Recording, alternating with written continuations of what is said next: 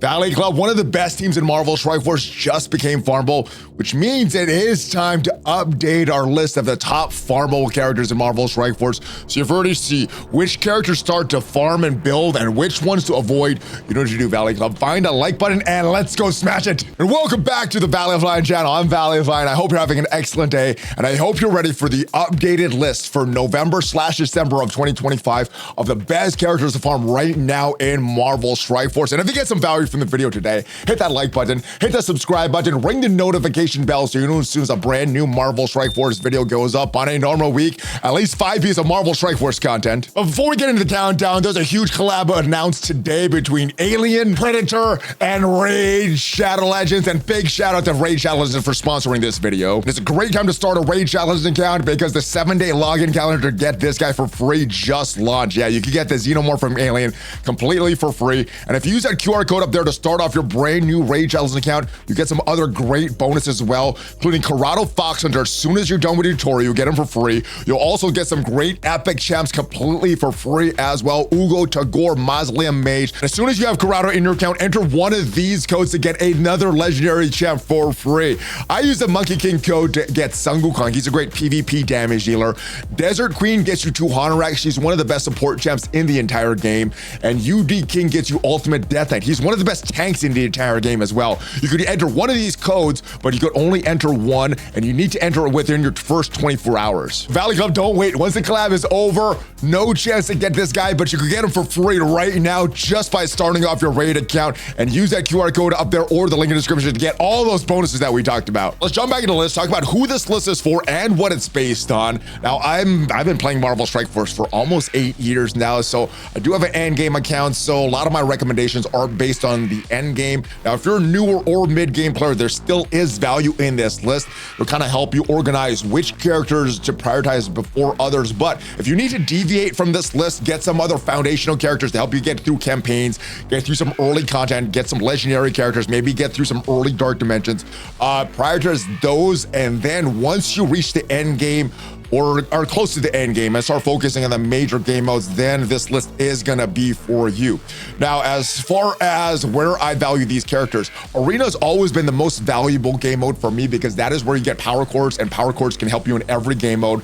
Then the raids, because the raids is something that you're doing every single day, and it usually gives you good gear, or the latest gear. In this case, it is gear tier 20, which is the latest gear for your characters. So then the raids, and then War and Cosmic Crucible, I think of those as fun PvP game modes. So whichever one you value more, that's probably who you prioritize. For me, they're about the same. So that is what this is based on. Now, I'll also mention if characters are also pretty good in Dark Dimension as well. But with all that said, these are the characters that are not farmable. Now, to be on this list, you need to either be on a node or be on this in the store, the character supply store, also in the Venture or Versus orb, because that's kind of the ways to farm characters now. Little change, we've had a complete revamp to the stores and everything since the last time we did this list, but these characters are not eligible for this list. Who is eligible? Well, if you have a node or you're in a character store or in the Venture Versus orb, that is the way I'm valuing these characters now. So let's clear this off. And if we look at the characters that were newly made farmable since the last time we did this list, we have 3 teams, 2 official teams that were announced, 1 team that kind of is farmable right now that was not announced yet. So the first is the Curse. They're the oldest team on this list. We also have the Fantastic Four MCU, which were recently made farmable officially. So this is the mainly the reason for this list. But we also have the Hellfire Club that's kind of available right now as well. If we go into the game and take a look at the recent squads, we see that the new mutants were just added, Undying. But if we go down to the Fantastic Four MCU, this is the most recent farmable team, and they usually work their way up. So we should have the Hellfire Club coming farmable very, very soon, but it looks like they're farmable right now. If we look at Rachel Summers, go into the game, check out this find section, and we see there's a chance to find her in the supply section. I don't have her there now. I'm not going to spend the cores, but she was located this morning on stream by a few different players. So I guess she's available. I'm not risking my course to reset this, but she is available in that store. So by the definition, she does look like she's farmable. If we go back into the game and check out the other Hellfire Club members, same thing for Azazel. If we click find here, not just in the chapter store, I'm not counting that. I'm counting just the normal supply store, which you can use from supply sections. Again, I have not seen him here initially, but players on the Valley Club on stream this morning said they have. Not seen a screenshot for that either. And then the last but not least is Sebastian Shaw. So even though it's not official, you can buy these guys not just with the chapter credits in the normal store, but also with supply credits in the supply store. It does say they're listed there. We did see Rachel Summers. I have not seen any of them personally, so if you don't see them, let me know. But for the purposes of this list, I'm assuming that the Hellfire Club is farmable in that normal supply store. So let's begin. Starting at number 10, newly on this list is a member of the Hellfire Club in Azazel. He is a great member of the Hellfire Club. They are great in the raids. They're great in Crucible, and Azazel has a double tag. So not just the Hellfire Club, he's also a member of the Cursed and Cosmic Crucible as well. The Hellfire Club also has some value in War. And if we go in game, take a look at what makes Azazel tick. For me, it's these double tags. The Hellfire Club in the raids and War defense, Cursed for Cosmic Crucible, and he has a great special for both teams. He gives drain to both Hellfire Club and a Cursed. His special is also very strong. It's a big AoE attack, and he also blinds the enemy with the highest damage. He also has a good ultimate as well, Rebound Chain, and it has some speed bar reduction as well, reducing speed bar by 15%. So great character. And if you want to farm him, he is in the character store right now. I haven't seen him, but people say he's there. And Raider is the most prevalent ISO 8 class. From 94% of users on MarvelStrikeForce.com have Raider attached to Azazel. As we move forward with this list, coming at number 9, dropping 5 spots from last month, is our boy Punisher. He is on my favorite team in the game right now on those Vigilantes. And I think they're just a fun team. They're great in the raids. They're great all over the place. They're like the Spider Society 2.0. They're going to be great wherever you could use him. And as far as Punisher, where you can get him, well, he's available in a couple places. Venture Orb the Venture Orb, the character supply store, also Heroes 1/6 if you want to farm him. And his full Vigilante team, they're great in the raids, they're great in Crucible, they're great in War. He is a great pick for Dark Dimension because he's super cheap as far as gearing him up. And if we go in game, man, he is a great character. He starts off with his big AoE, especially if he has 4 more Vigilante allies. Probably going to use him on a full Vigilante team, but because they're great in multiple game modes, you could use him in multiple game modes on that full Vigilante team. He also has a nice counter on a full Vigilante team as well. I like this. He's going to attack that enemy for 125% piercing. He does need to be on that full Vigilante team, which is why he kind of dropped a little, but he's also a great choice for Dark Dimension because he's a very cheap character. Striker is the most prevalent ISO 8 class on him. As you can see, I have Raider on him right now. I can't remember. I'd probably for a Crucible matchup or something like that, but you can have Raider on him, but Striker is the most prevalent class. 74% of users on MarvelStrikeForce.com have Striker attached to Punisher. As we go back to the list, coming up at number 8 this month is another member of the Vigilante, so you could use them in the same game modes. It is Hit Monkey, and this is a great character. He has a strong AoE opener. He is the one that has the stun, and he has a very strong passive as well. You're going to use them pretty much the same game modes that you're going to use Punisher in. However, I think Punisher might be a little better for Dark Dimension just because he's a cheaper character. But Raids, Crucible, War, Dark Dimension, he's great for all of those game modes. And if we go in game, check out Hit Monkey. Kind of like Punisher, he does have to be on a full Vigilante team for all this stuff to work. But if an enemy has vulnerable every time you take a turn, he's going to attack the enemy with the highest health, ignore stunt, ignore stealth, applies to another vulnerable, and if his health is not full, he's going to start to heal as well. Also generates ability energy for self, so that is a good thing as well. And on a full Vigilante team, non-mythic enemies cannot have their speed increased except by positive effects, so no increase their speed bar. We also have a strong stun opening on the ultimate, a big chain attack as well, and another big chain attack on the special. Great character, big damage dealer, and like I said, you can get him in the Venture Orb, the character supply store. Great character. He did lose a few spots from last month, but yeah, he's on a great team, and he's a great character on the team. All right, moving back to the list, coming at number 7 this month is another member of the Vigilantes. This guy's a tank slash healer. It is Daredevil Modern. This guy's great in Dark Dimension as well, but like the rest of the Vigilantes, primarily for the raids, but also great in Cosmic Crucible, great in War as well. Let's move on into the game to talk about why Daredevil Modern is such a beast. Well, he's gonna have a taunt, so he's a pre-taunt tank. He has safeguard, defense up for 2 turns, immunity to self for vigilante allies, and when an enemy with vulnerables attacks, he's gonna heal. He's gonna heal self and vigilantes 5% of his character's health, of this character's health. So the bigger your Daredevil Modern is, the more survivability the rest of your vigilantes have. His ultimate does some good damage, but I really like his special. Applying slow for 2 turns, defense down for 2 turns, offense down for 2 turns. Does some damage, some pretty good damage as well, but flipping negative effects to positive effects for vigilante allies, and healing self and vigilantes for 15% of this character's max health. Also gaining taunt as well to increase the survivability for the team. So yeah, great character, kind of rounds out the team. The team doesn't work as well without Daredevil Modern. You can get him in that Adventure Orb, the character supply store as well. As far as this ISO 8, I like the healer on him, but the most popular ISO 8 on MarvelStrikeForce.com is Striker. So either way, depends what you want from Daredevil Modern. If you want more healing, healer works. If you want more damage, Striker works. Back to the list, coming at number 6 this month, newly added to the list. It's another newly farmable character in Rachel Summers. Kind of farmable, sort of not farmable, but as of me recording this, she is in the character store right now. So she's gonna be on this list. And the Hellfire Club, they're great in raids. She's also a member of the Immortal X-Men, has that dual tags like Azazel does. So you're gonna be able to use her in the raids with the Hellfire Club, Crucible with the Immortal X-Men, and back with the Hellfire Club on War. And if we go in game, see why she is so great, not just for the Hellfire Club in the raids and War, but also for the Immortal X-Men and Crucible.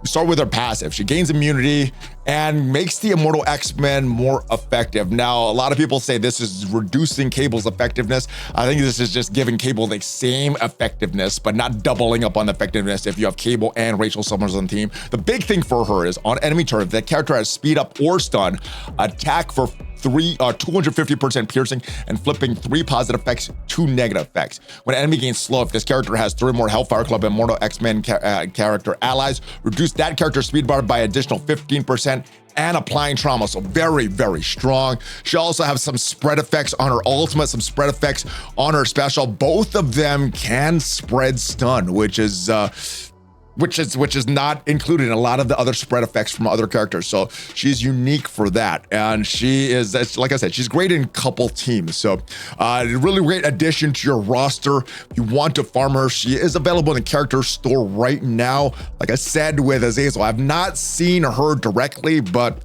I have screenshots of some people that have seen her. So great character. Raider is the most popular class on MarvelStrikeForce.com. 93% of users have Raider attached to Rachel Summers. As we move back to the list, coming in at number 5 this month, probably my favorite character in the game is Silver Sable.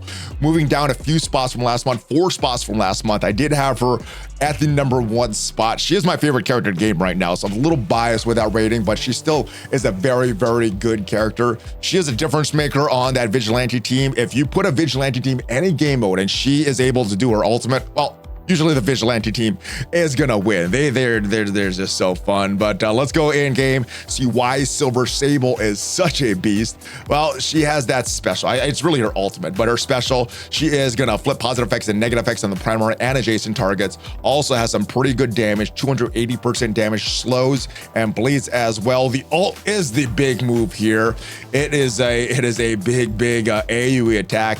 On offense, 4 more vigilante allies, reducing duration of positive effects by 2 on all enemies. So it degrades positive effects, even safeguards. So it's kind of a mini endgame Thanos effect here on this one. And her passive is very strong in the raids, but outside the raids, every time she attacks a character, she is going to apply defense down to each attack target.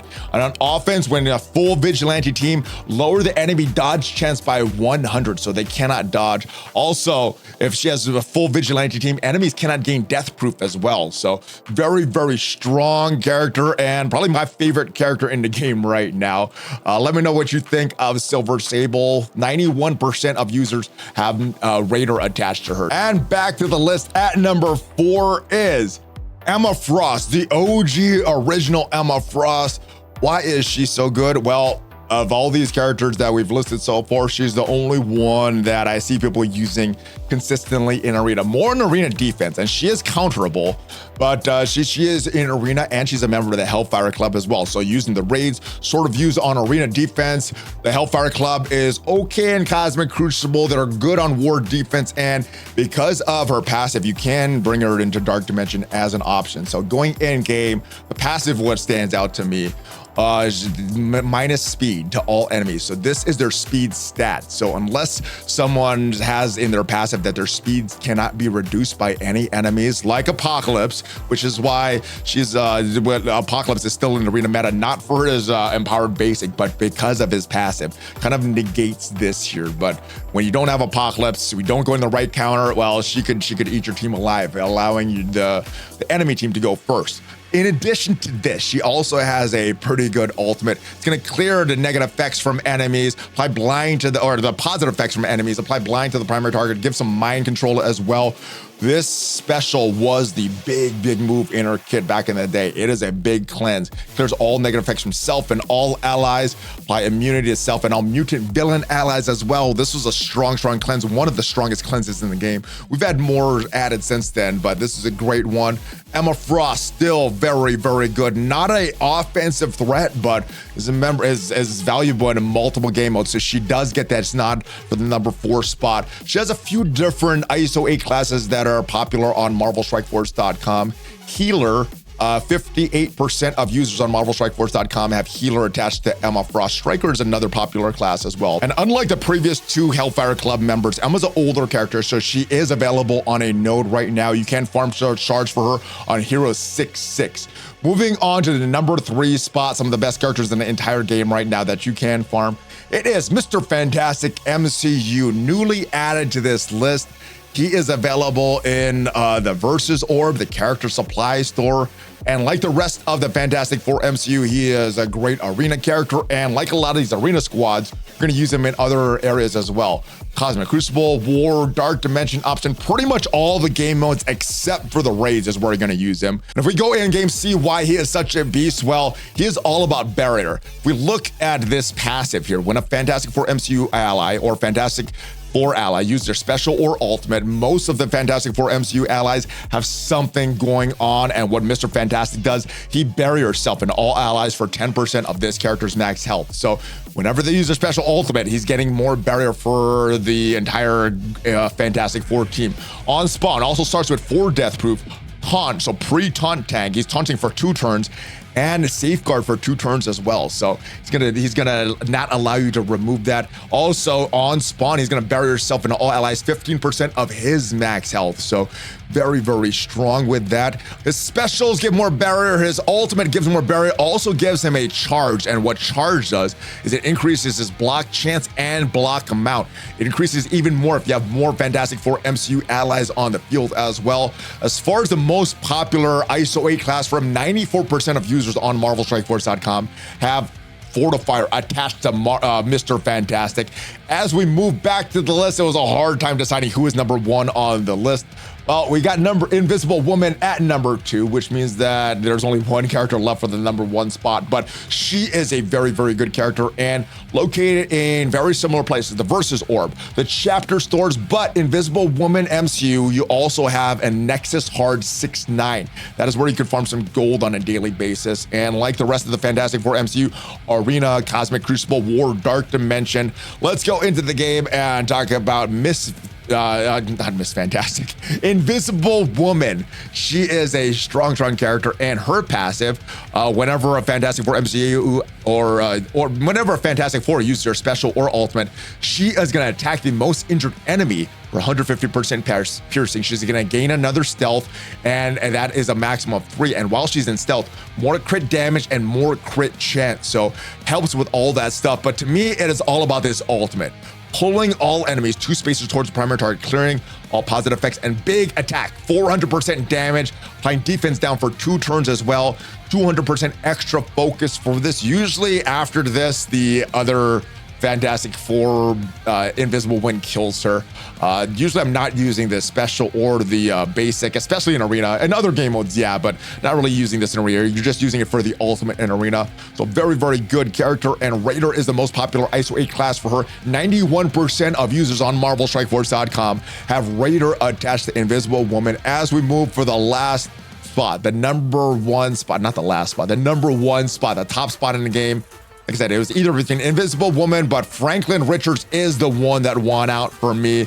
He does so much. It's all about silence, the new effect, or it's new when he came into the game. If we go into the game right now, same pretty much areas that you're going to farm him in, the Versus Orb, the Character Supply Store, and like the rest of the Fantastic Four MCU, great in Arena, great in Cosmic Crucible, great in Dark Dimension, great in War as well. And with his passive, well, anytime a Fantastic Four uses their ultimate or their special, he is going to gain more speed. Ultimate or special fills speed bar by 4% for self and allies. He's giving the rest of the crew a lot of speed as well. His passive also does not allow enemies to have their speed increased except by positive effects. You can still reduce them, which is why you're bringing Apocalypse for his passive, but very, very good character. He also gets more speed with his ultimate as well. And the big thing here is this battlefield effect, Future Foundation, all based around his silence battlefield effect. And silence, if you're not familiar, it prevents enemy characters from applying positive effects to allies or negative effects to enemies. Also blocks them from being able to reduce the duration of your team's positive effects. So that endgame Thanos reducing passive, that is not happening when he is silenced. So Franklin Richards and his silence, one of the strongest characters in the game right now, and is the arena meta right now. 90% of users on MarvelStrikeForce.com have this Striker ISO 8 class attached to him. But that is the list. There are a few honorable mentions that I want to come back and mention. Human Torch, used to use him on offense a little bit more. Now I just run Mr. Fantastic offense and defense, but Human Torch is a part of the Fantastic Four MCU and is a little more offensive minded than Mr. Fantastic. Heartless, Doctor Strange, and Elsa are both members of the Brimstone team that are pretty valuable right now, both farmable. Emma Frost from the X-Men, so both Emma Frost are valuable, but X-Men Emma Frost is part of the Astral team, which is kind of fading out now that we have the Brimstone team. Songbird is a good member of the Thunderbolts, not just good in a Thunderbolt team, but she's very fast as an early AoE. Havoc and Lilandra from the Starjammers. Lilandra, you need her to unlock Professor X. Havoc has a great early stun and some counterattacks when you attack Starjammers or X-Men allies. And Vulture, the member of the Insidious 6, the only member of the Insidious, I guess he's not a member of the Insidious 6, but he's part of the Insidious 6 raid team. He is farmable, and I think he is a better character than Shocker. So that's it for this list. Are there some characters that you think should be off this list? Are there some characters that you think should be on this list? Or do you think the list order should be moved around a little bit? Let me know in the comments your thoughts on this. I do want to remind you, if you want to start that brand new Raid Shadows account, use that QR code up there to get some great characters for free, including the Xenomorph from Alien. And if you got some value from the video today, leave it a like. Check out some of the other videos on the channel. I will see you guys next time. Have a great rest of your day. Thanks for watching, guys. I'll see you guys next time. Hulk fist bump. ValleyFlyin out. Have a great day.